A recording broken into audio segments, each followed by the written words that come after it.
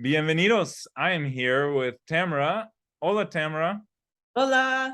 Bienvenida. Gracias. All right. So I'm here with Tamara. She has been a student of ours. She's gone through the program and she's had great results and has been using her Spanish for making friends, for work opportunities, all kind of things, traveling around Mexico, some really cool stories. So we're going to share that with you today. So yeah, let's get into it. ¿Estás lista? Sí. Excelente. Primero, vamos a hablar en español un poquito. ¿Dónde vives? Vivo en Guadalajara, en el estado de Jalisco, en México. Genial, genial. ¿Y de dónde eres? Soy de California, ciudad de Santa Cruz. Muy bien. ¿Cuánto tiempo has estado viviendo en México? 2 años. 2 años. Has estado en México 2 años. Sí. Excelente. ¿Y por qué te mudaste a México? Quiero una vida nueva y pensaba en esto por años. Es Oh, un deseo, un sueño. México es siempre una aventura. ujú. Cada día yo aprendo algo nuevo y es un reto. Es un Cada- reto. yeah. Sí, es un reto. Cada día estás aprendiendo nuevas cosas. Yo sé que eres muy social, eres muy activa en la comunidad. ¿Qué son unas actividades que haces en tu comunidad? Ok, yo trabajo, Ujú. soy masajista y maestra de yoga Mm. y mis amigas y yo hacemos ejercicio, yoga, senderismo, caminar. ¿Tienes una montaña favorita donde te gusta hacer senderismo? Hay un lugar, se llama Bosque de Primavera.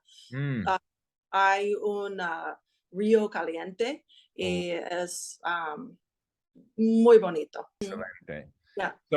So you've been having a lot of adventures. You're really involved in the community. I know you play sports, you play volleyball, right? You go out traveling, road trips.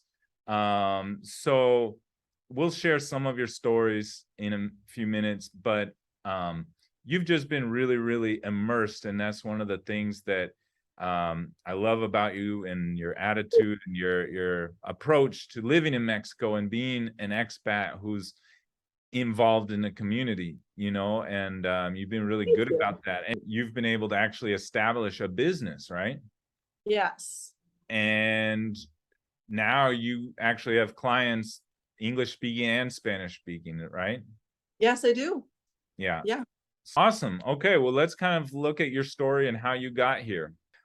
Just tell everyone kind of like before you started with our program, where was your Spanish at? So I restarted studying Spanish in 2018. Mhm. That was when I originally made the plan to leave California and had done the whole Duolingo program and had been studying with a tutor for 2 years prior to moving to Mexico. So I would call myself like an what do you call it, like A2 or something, like I had some basics, right? So you had been working for about 2 years doing classes, and you were stuck at what we would call the intermediate plateau. Enough survival Spanish in your bag to go out, order food, get a taxi.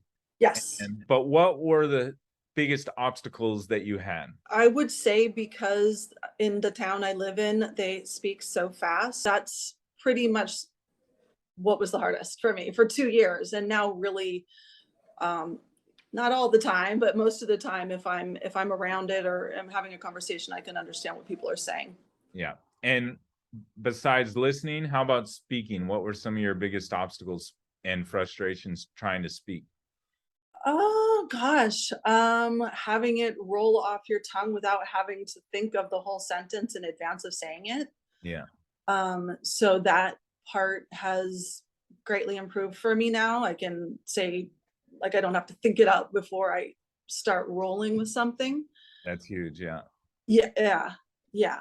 And of course, conjugations. Were Yeah. you familiar with many conjugations before you started? Maybe familiar, yes, but for me to really get solid in imperfect and preterite, You had touched on them, but hadn't gone deep enough to feel confident with them.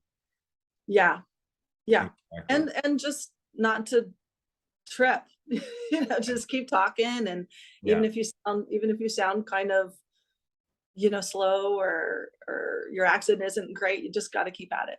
that's right. And then we started working together, right? Yeah, yeah. And you joined our program.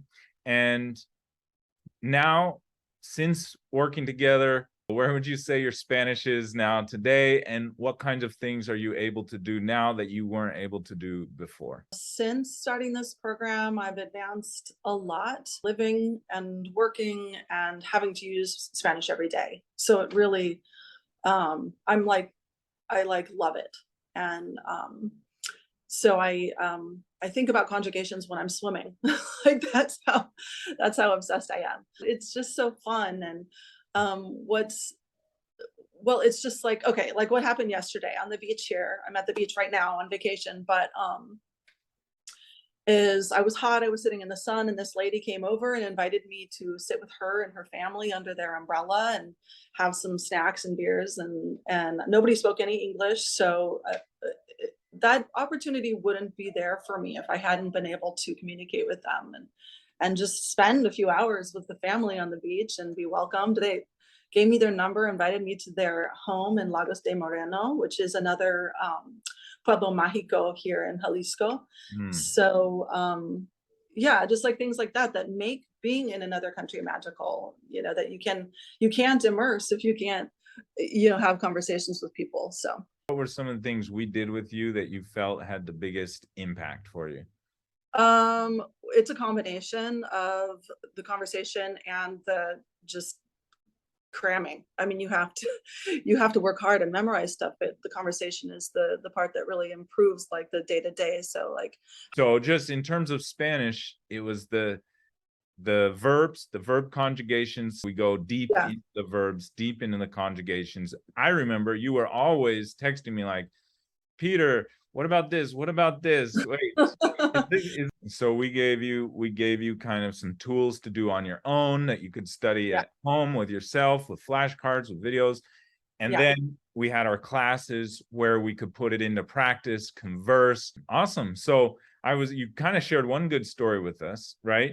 I was going to ask you, maybe share a moment where you felt, oh, wow, like this is new. Like you felt a change, you felt something shift, and you felt more comfortable in that experience. I went on a bus tour to this place called Real de Catorce, and nobody spoke English on the bus. It was a weekend trip, Mm. and these local tour companies, not only is it super cool and super like Mexican, but it's a lot less expensive than taking these English speaking tours. So you Hey, save, you save on that front. And I mean, I wouldn't have gone if I didn't have Spanish. couldn't have. And Yeah. no, and this was like my favorite days of Mexico practically. Real de Catorce is a place in the Huichole lands. Uh, it's in San Luis Potosi, and it's another Pueblo Mágico. Okay. I could go on and on about it, but long story short, we hiked up to the top of this mountain. It was really, really far and like incredibly beautiful.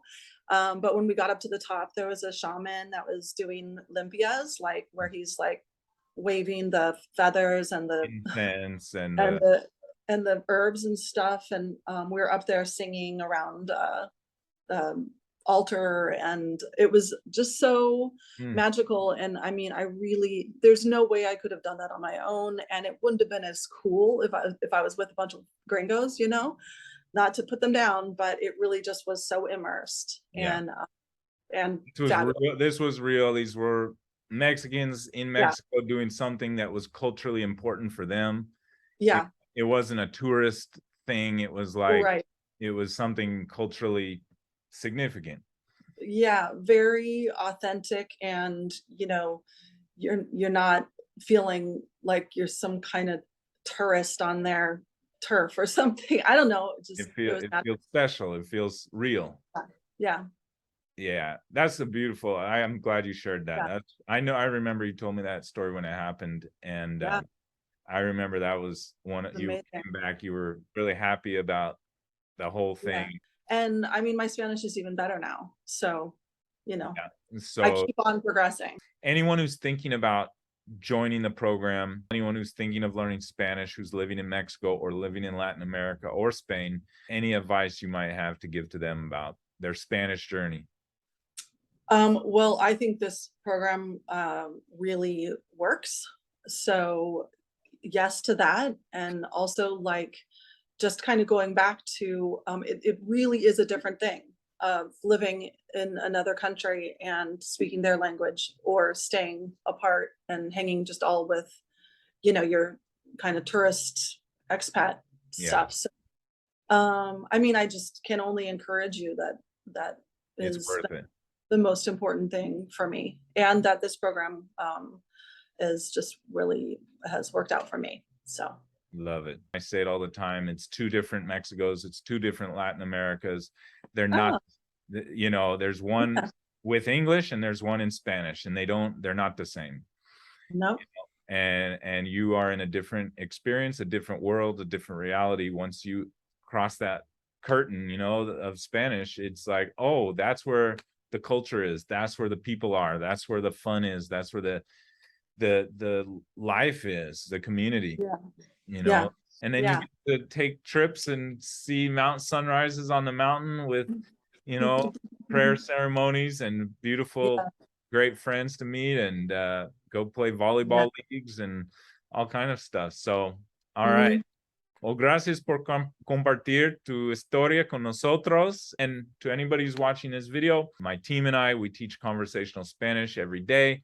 We're doing this with Tamara. We're doing this with many other students from all levels, from zero to conversational. It doesn't matter your level. So if you're interested, comment below or send me a message, and we'll look at your goals. We'll look at your situation. We'll come up with a plan to get you there. All right. So awesome. Thanks. We You're will welcome. get in class. Nos vemos. Bye. Adios.